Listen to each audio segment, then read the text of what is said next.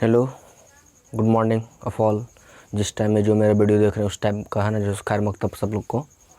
I am Praveen Kumar Pandey and I am a maths teacher and today I am taking a new video for class 11th chapter sets, जो मेरा continue था set chapter. और set chapter का today our topic is operations on sets, है ना। This topic is most important. And अब तक हम लोग जो है सो, मैंने कल कहा था कि अब तक हम लोग जो है सो सिर्फ ट्रेलर देख रहे थे, अब पिक्चर चलेगा, है ना। ऑपरेशंस ऑफ सेट मतलब काफ़ी इंपॉर्टेंट है। जितना पीछे हम लोग पढ़े हैं वो सारे बैकग्राउंड लेवल तक का है ना थोड़ा सा, और इसके बाद जो चलेगा वो तो और है ना मज़ा आएगा उसमें। इसके बाद जो एक टॉपिक और जो चलेगा, तो अब हम लोग है ना रियल, अब थोड़ा सा मैथ्स का भी तो हम लोग ना बच्चा वाला काम कर रहे थे। अब हम लोग का इंटरेस्टेड टॉपिक आया सेट्स का। तो let us start topic. Our topic will B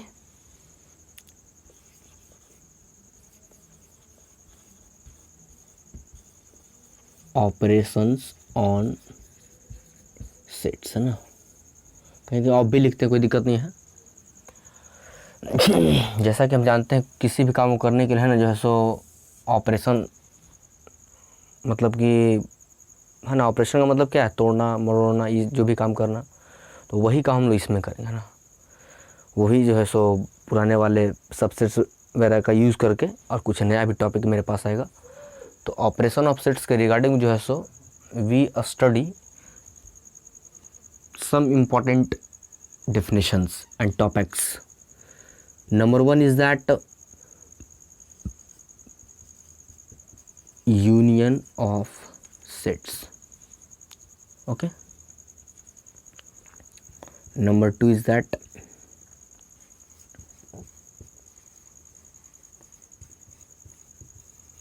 intersection of sets. Okay. Number three is that, एकदम गौर से देखना है, ठीक है, एकदम याद रखते जाना है। Number three,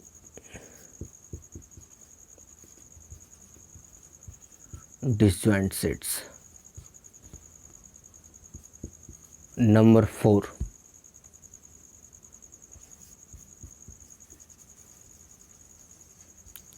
difference of sets. And number five last, difference of sets. And last our topic is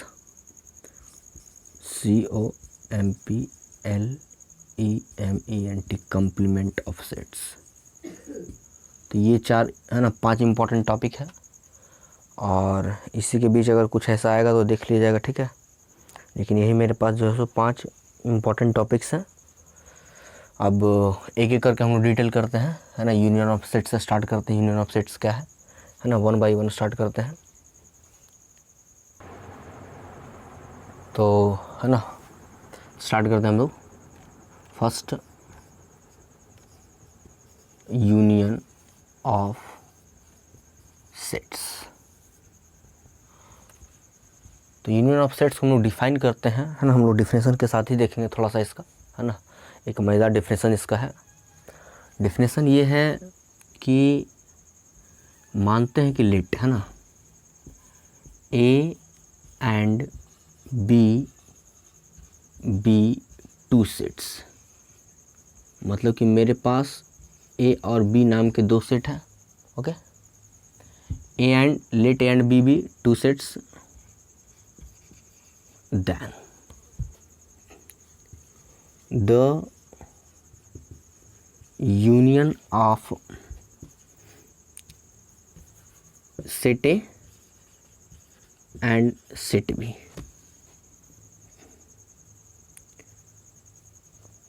set of all those elements which contain either A or B, और यहीं से लिखते हैं ना, कंटेन, नीचे भी थोड़ा सा लिखते हैं, है ना, कंटेन इधर ए और बी और ए एंड बी। तो मेरे पास गिवन है कि if A and B be two sets then the union of A and B, मतलब ए और बी का जो यूनियन होगा, set of all those elements which contain, क्या क्या बोल रहा है, तो इधर ए और बी और ए एंड बी। सबसे पहले यहाँ लिखते हैं बात हम लोग, A union B is denoted as, है ना। यूनियन ऑफ सेट्स का सिंबल ये होता है, याद रखना है अपना, है ना। पीछे हम लोग यूनिवर्सल सेट पढ़े हैं, याद रखना दोनों में, वो इस तरीके से था, यू लिख करके, है ना, यू लिखना था, यू यू, है ना, इस तरीके से यू लिखना था थोड़ा सा उसमें, यू, वो यू था, यूनिवर्सल सेट वो यू था, है ना, यूनिवर्सल सेट वो क्या था, यू था, एकदम गौर से याद रखना है, ठीक है।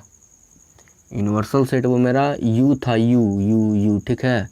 और ये यूनियन बस ऐसे करके थोड़ा सा ऐसे कर देना है, ये सिंबल हो गया यूनियन का। और उधर क्या था मेरा, यू था, जो कि यूनियन, ये यूनिवर्सल सेट जो मेरा था, यू से एस से या ओम वाले साइन से। तो दोनों में थोड़ा अंतर रखना है, ठीक है। हम पहले ही इस चीज़ को बता दिए, बाद में कंफ्यूज मत करना सब, ओके। तो थोड़ा सा यहाँ पर कन्फ्यूज़न आता है, तो मैंने बता दिया कि दोनों में अंतर थोड़ा सा है। यहाँ पर A union B is denoted as, A union B करते हैं। अब ए यूनियन बी जब कर दी है ना, अब चलते हैं यहाँ पे हम लोग सिंबॉलिक फॉर्म में, ये मतलब डेफिनेशन में। तो बोला जा रहा है कि A and B with two sets that A union B जो है वो आइदर ए और बी और ए एंड बी होगा। तो यहाँ पर हम लोग एक छोटा सा एग्जांपल लेते हैं ना, सबका एक छोटा छोटा एग्जांपल लेके चलेंगे। अगर ए इज इक्वल टू, है ना, बाद में सारा कॉन्सेप्ट लिखेंगे ना, कुछ कुछ इंपॉर्टेंट कॉन्सेप्ट होगा। अगर हम ए इज इक्वल टू लिख दें 1 2 3, है ना, एकदम छोटा छोटा एग्जांपल लेके चलेंगे हम। बी इज इक्वल टू अगर हम लिख दें, कुछ भी लिख दें ना, 4 5 6, ओके। तो अगर बोले कि ए यूनियन बी क्या होगा, तो बोला जा रहा है कि या तो ए या तो बी। तो यहाँ और का मतलब जानना है प्लस, है ना, दोनों को ऐड कर देना है। हाँ, मेंबर को रिवाइज नहीं करना है, तो पता है हमको पहले से ऑलरेडी सेट में हम लोग रिवाइज नहीं करते हैं। लेकिन या तो ए या तो बी, मतलब कि दोनों को लेना है, सीधी सी बात है, या जो दोनों में उसको लेना है। तो यहाँ पर अगर हम, है ना, मतलब कि अगर 3 भी कर दें तो कोई दिक्कत उससे नहीं होगा। फिलहाल अभी हम नहीं लिए तो छोड़ते हैं, ले भी सकते हैं और नहीं भी ले सकते हैं, अपना ले करके आप टेस्ट कर सकते हो। तो ए यूनियन बी लेना है, तो मतलब या तो ए या तो बी। तो ए यूनियन बी के लिए हम क्या ले सकते हैं कि 1 2 3 4 5 6। तो ए यूनियन बी में ए भी इंक्लूड है, बी भी इंक्लूड है, मतलब कि ये इसका, है ना, सबसेट हो सकता है, बी का भी सबसेट हो सकता है, आराम से हम कह सकते हैं। सारा रिजल्ट निकलेगा तो बस तुरंत, है ना, तुरंत हम लोग इस साइड में रिजल्ट लिखेंगे सारा। अगर इस चीज़ को हम अपने सिंबॉलिक फॉर्म में लिखें ना, थोड़ा सा नीचे आते हैं हम लोग। अगर इस चीज़ को हम लोग, है ना, मतलब कि ये डायग्राम के तौर पर अगर लिखें, ये वेन डायग्राम के तौर पर, तो यहाँ पर लिख सकते हैं इसका वेन डायग्राम। तो वेन डायग्राम में मैंने क्या क्या लिया, ये हो गया मेरा क्या, ए यूनियन बी हो जाएगा।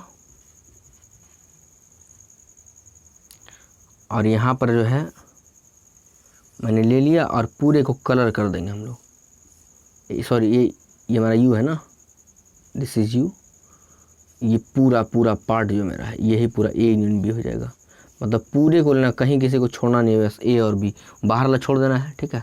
हमको सिर्फ ए यूनियन बी लेना है, मतलब दोनों को लेना है, ना तो ए को छोड़ना ना को बी को छोड़ना है। We have to take each element of A and each element of B.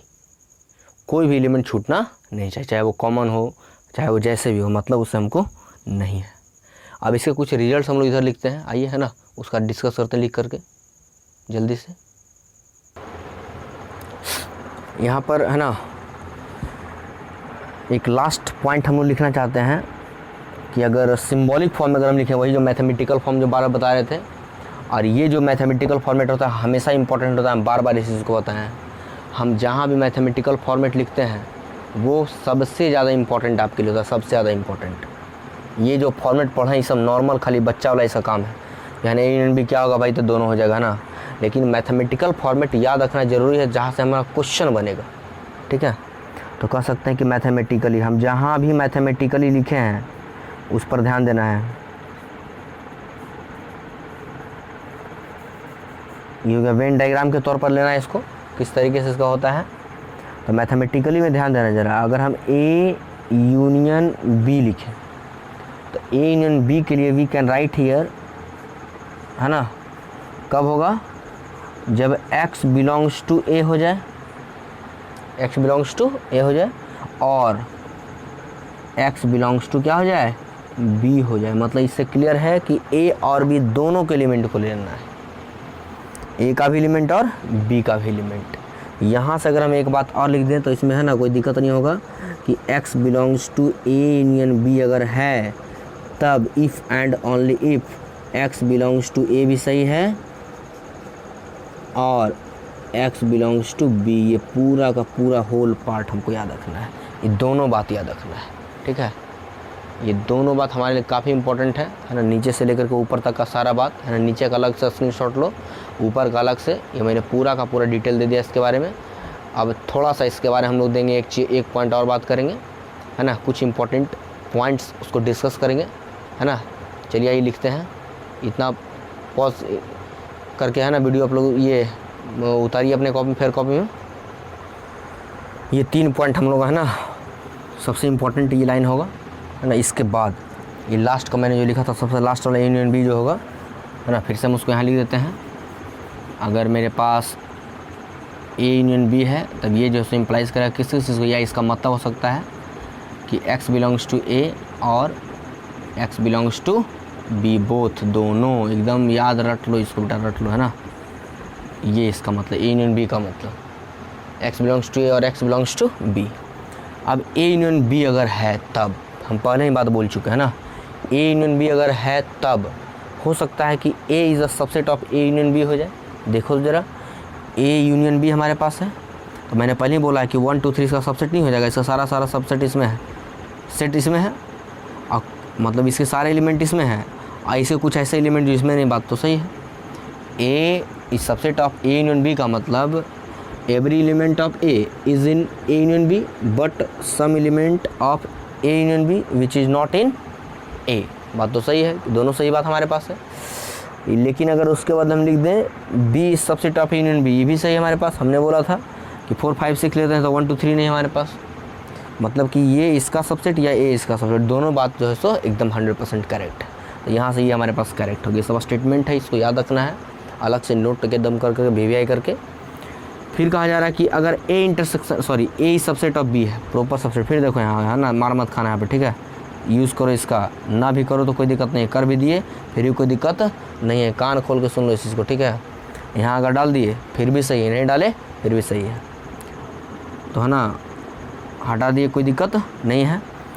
तो A subset of B, A subset of B. अब इसका मतलब क्या है कि ए का एवरी एलिमेंट बी में है, मतलब कि ए वाला तो पूरा इसमें चला गया ना।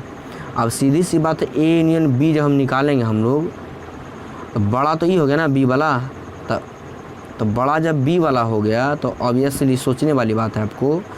फिर से एक बार सुन लीजिए, ए इज सबसेट ऑफ बी का मतलब क्या, ए लेस है और बी बड़ा है, जबकि बी का सारा एलिमेंट किस में, लेस, यहाँ लिखे लेस का सिंबल है ना, लेस देन जो होता है।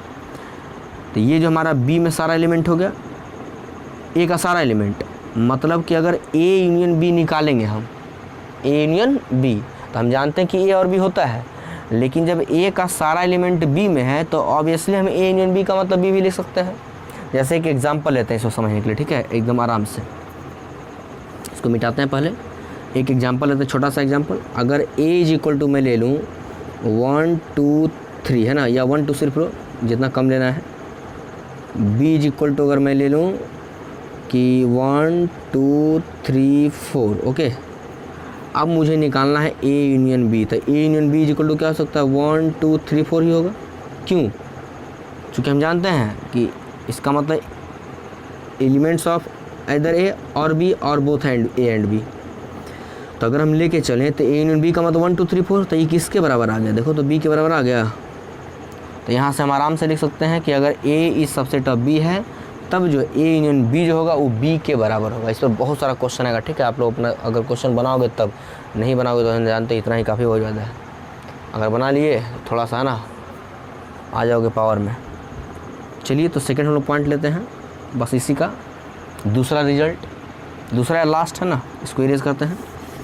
इसी में अगर हम बोल दें कि मेरा B is subset of A है, मतलब अब A बड़ा हो गया, तो A बड़ा हो गया तो क्या हो जाएगा, A union B is equal to A हो जाएगा आराम से। इसको प्रूफ करना ही समझ में आ रहा है, तो अभी जो एग्जांपल बताया उस एग्जांपल से इसको प्रूफ कर लो आराम से, आपका जो है ये प्रूफ हो जाएगा। तो ये होल फुल डिटेल था मेरा A यूनियन B के बारे में, विथ एग्जांपल। मैंने एग्जांपल भी दिया है ना, ये सिंबॉलिक फॉर्म में ही बताया, तो आराम से आप लोग इसको कर सकते हो, कोई बड़ी चीज़ ये नहीं, एकदम सिंपल सा सवाल है। A यूनियन B का मतलब जानना है कि वेन डायग्राम इसको कैसे दिखाते हैं, ये बात याद रखना है अपना।